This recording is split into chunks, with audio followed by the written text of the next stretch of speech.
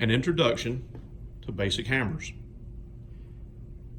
I'm going to introduce at least 3 different types of main types of hammers today and show you some of the differences in the features of them. We have claw hammers, we have peening hammers, and we have sledgehammers. And I have another one over here. It's also known as a tackhammer. It's a specialty hammer. We really won't get into the details of it, but I just want to show you there's some different types. Let's start with a claw hammer. This is a basic claw hammer.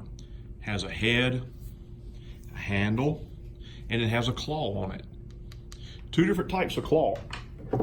You have a curved claw and a straight claw. Now, claw hammers come in different sizes and they're known by their weights. This one on the right is a 12-ounce hammer. This one on the left is a 16-ounce.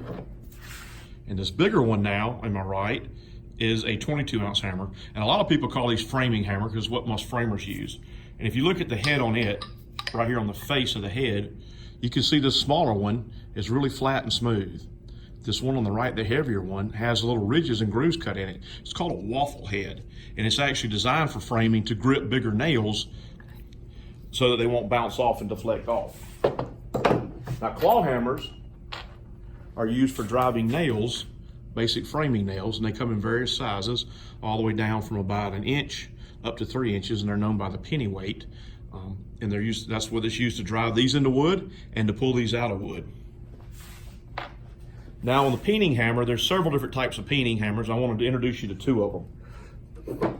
The most common one that most people know is called the ball peen hammer because it has a ball on one end and a flat face on the other.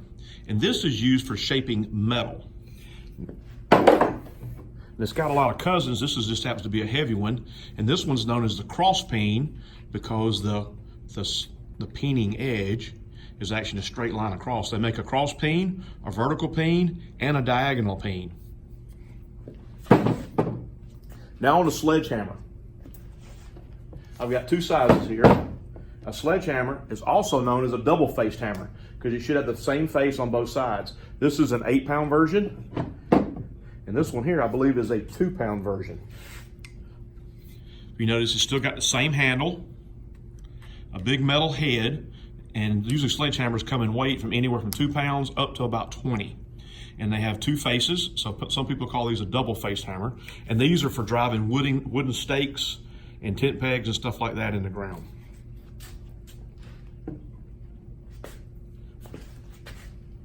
I want to show you this other one just to show you that there's some different types. There's probably about 20 different types of hammers I know. This one's known as a tackhammer.